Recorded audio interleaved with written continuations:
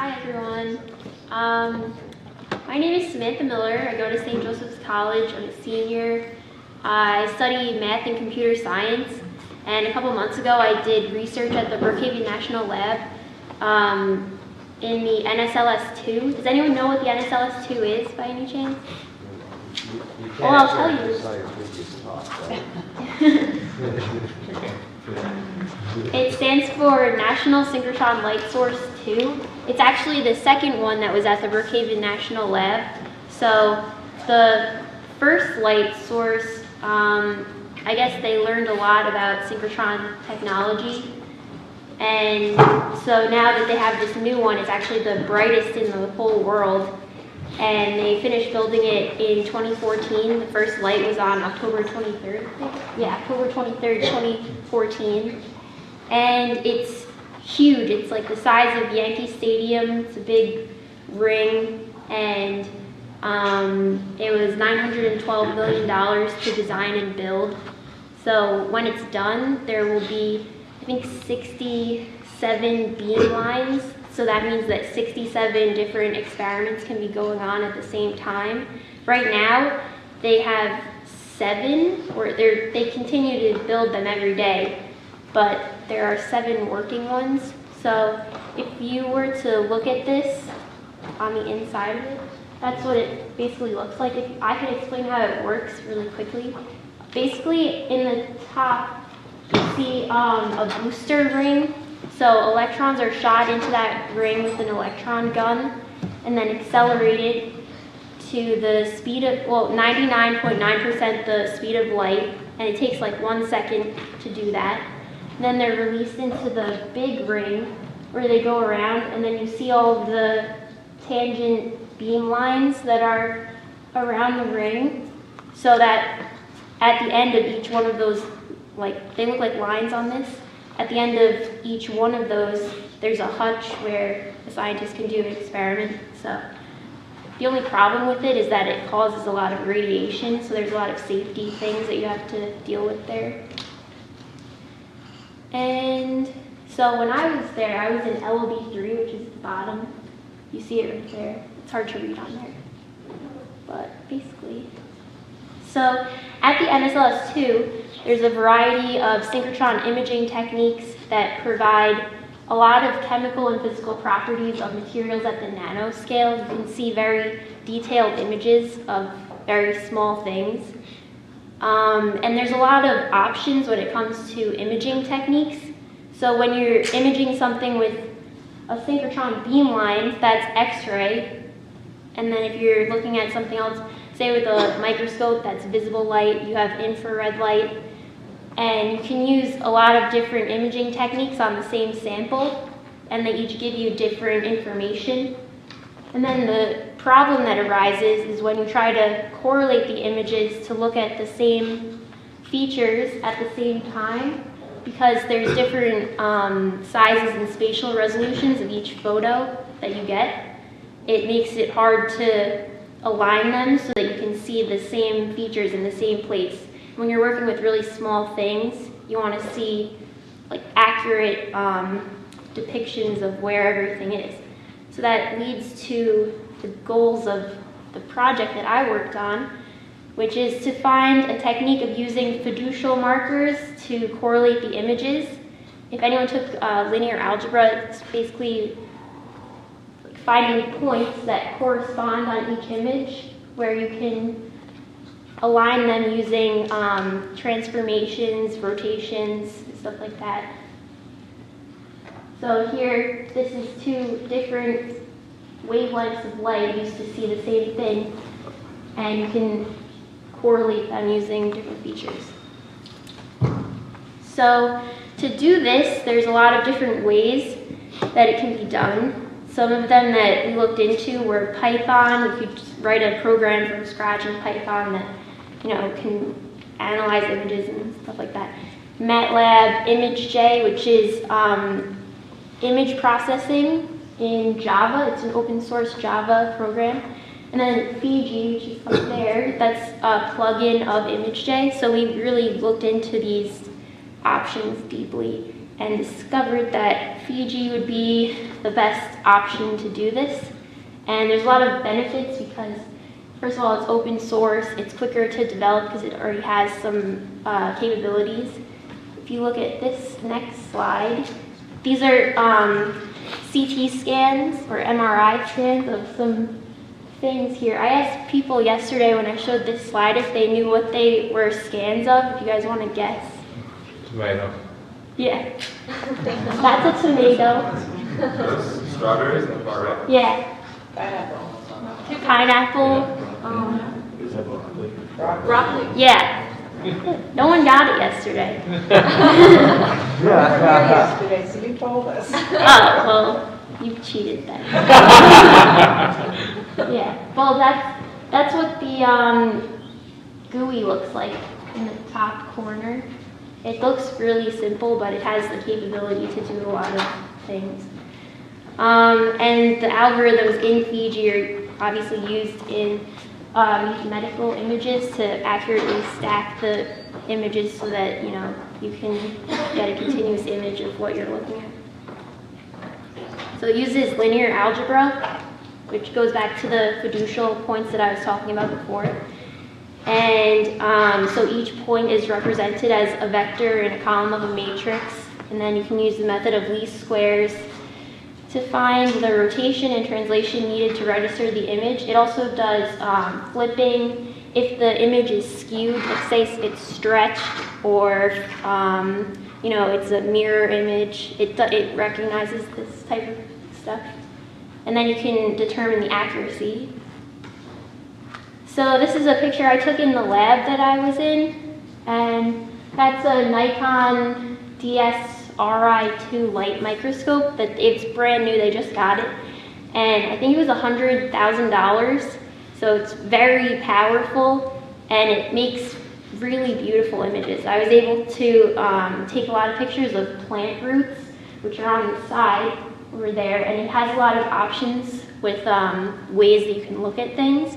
So it's the same plant root, but seen in a lot of different ways with this. And I'm not a biologist or anything, I just thought it was interesting. So this is one way that in Fiji you can do the image registration. So it's like a manual way to do it. So user goes in here and they choose 3 points on each image.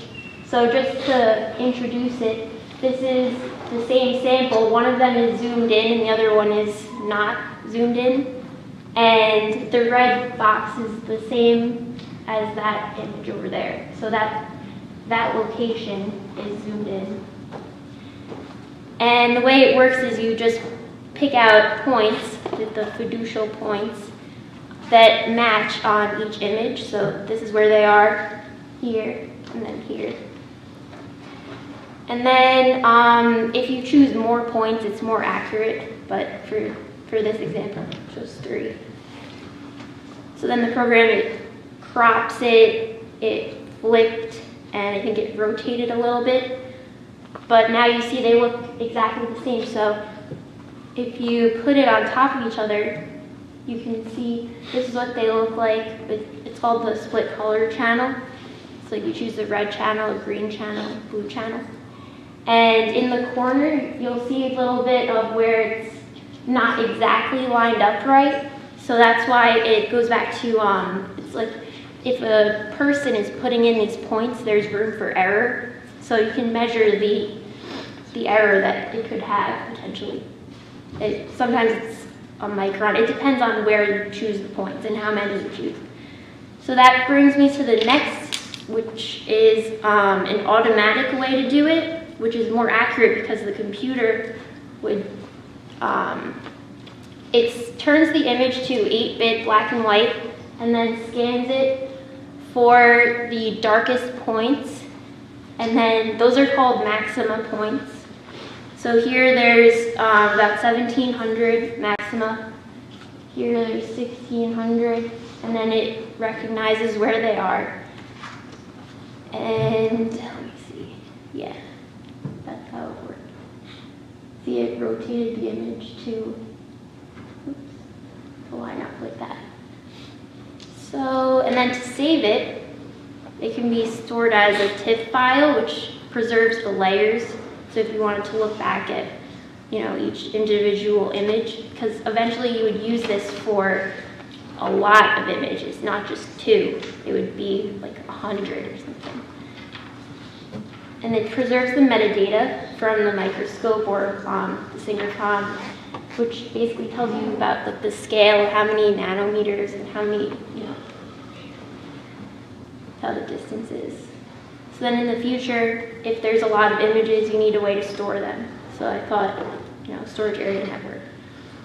So basically, overall, this project, it really helps out with imaging and microscopy, which is the main idea of photon sciences, is all imaging and looking at samples.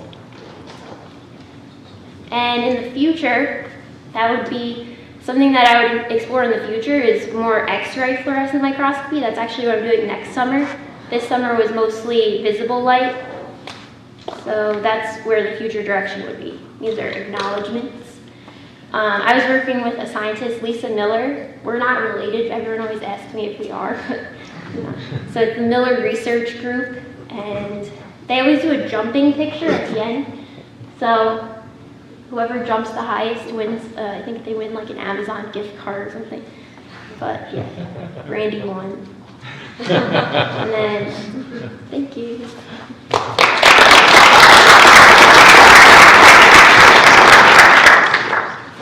Sophia. I'm a senior here at MIT, and I'm studying mechanical engineering. And this is a project out of the MIT Media Lab that I've been working on from this past summer and continuing now. It's called the finger reader. So earlier today, someone, I think it was like Sunish, I'm sorry if I got your name wrong, but he was talking about making technology accessible to people who are disabled, and I feel like my project really embodies that. So finger reader is a finger-worn assistive device for accessing printed text. So to give a little context, in today's society, we have a lot of visual data, and that's how most of us interact with the world. For example, even within this conference, we're all looking at PowerPoint presentations, and the experience that you guys have, if you are able to access visual data with your eyes, is a very different experience than a lot of people who don't have that physical ability to access visual data with their eyes. So from various things, from like text to color to distance, the way that we interact with the world and the way that we experience the world is very, very different. So within the US, there are 60 million visually impaired Americans, and visual impairments can range from complete blindness to people who have partial vision loss, such as basically just being able to see shapes or shadows. And so it's a very different experience for them to interact with the world.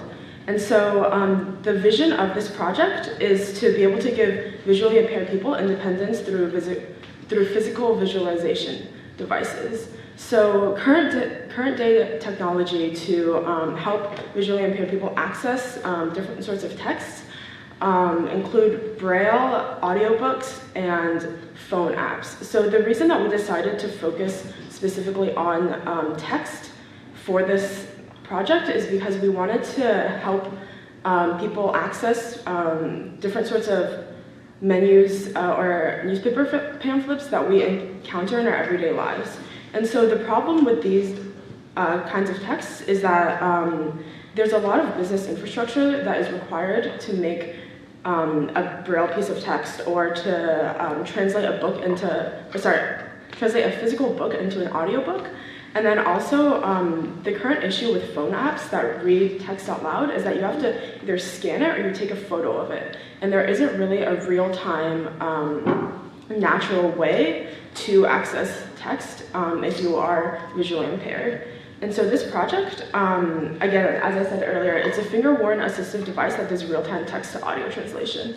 So the way that it works is that previous iterations of this project have done testing with color, with price tags, with products, with distance, but right now we're focusing on the text. And so the way that this works is that there's a camera embedded within the finger reader ring, and as you scan your finger along the line of text, the ring translates the text into audio through your phone, and then through your phone, you're able to play it with your speakers or your earbuds or whatever.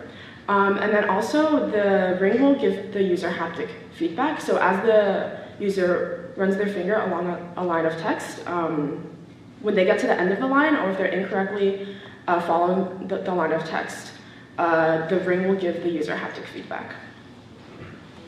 So what I've been working on mainly is the form factor for this device. So it was very, very important for three main aspects. The first one was a unidirectional fit, because we wanted to make sure that the user would only be able to put this ring on in one direction, and that it would only make sense to. So the way that we've done that is to have the camera hole in the front be a prominent protruding part of the device, such that as the user feels the ring, then they're able to kind of figure out that the camera is supposed to face away from their finger. The other one is that we wanted to make this device very fluid. We didn't really want to make it something super, super bulky or super, super annoying to use, just because we wanted this to help visually impaired people be able to interact with the world in a very seamless environment, and really just have it be an extension of their body. So we've designed a lot of curves on the device, so it doesn't really have any sharp corners to really change that experience for them. And then lastly, we did a study on different sorts of finger shapes to make sure that this device was comfortable, because the context in which we see people using this device is on the go as well as within the home. So for example, if they were out on the street and they wanted to read a menu, for example, you could take it out of your pocket and put it on and be able to read the menus without the help of any sort of like friends or waiters or outside individuals. But we also wanted to be able to make this comfortable enough for people to use within their home for extended periods of time. So because of this, we have two different versions of this device. We have a wired version and a hybrid wireless version for different applications. So our next steps for this project is to do a user study to verify the form factor, to ensure that this is something that people are very, very comfortable with, and really increase the robustness of the device. And then we also want to explore other applications. So far we have the algorithm that works for just basic text to audio with varying fonts and text sizes, but we also want to use this as a transliteration device for language learning and for people with dyslexia. So also currently we're also working on reading text from a screen. So for example, when you're checking out of a grocery store, having this device being able to read text on a screen instead of just text on a paper. So I also just wanted to acknowledge the other people who are working on this project. So as I stated earlier, this is from the MIT Media Lab under Professor Patty Maas, who is the head of the Fluid Interfaces group. And then also we're doing this in collaboration with SUTD, which is the Singapore University of Technology and Design. Thank you. So this research, well, first of all, I'm actually a mechanical engineering student at the University of Florida, and I had a really great opportunity to go to Japan this past summer and do some research on a whole new topic, completely outside of my field of study, and with some amazing researchers. And basically this research is about some of the defects in semiconducting material and how that improving or actually correcting those defects can actually lead to better transistors, and as a result, better technology. So this all goes back to actually the invention, one of the big breakthroughs of the 20th century, when William Shockley invented the first transistor in 1947. And then well, that was the first step, right? A transistor the size of a hand, and then you have a 7 nanometer transistor that was invented just a few months ago by IBM. And then when you get down to that size, you actually have to start taking into account some of the material defects and how that affects things like integrated circuits and microprocessors. Because in the end, that's what leads communication throughout the world and connectivity.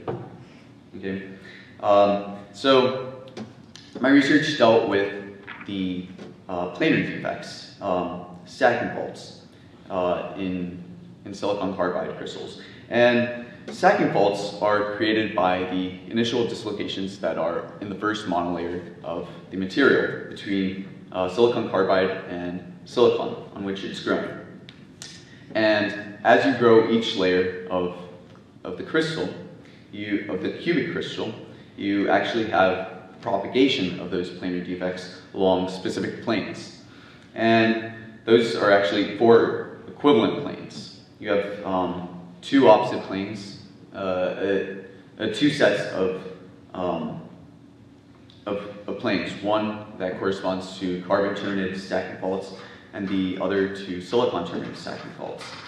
And according to which type of stacking fault you have either the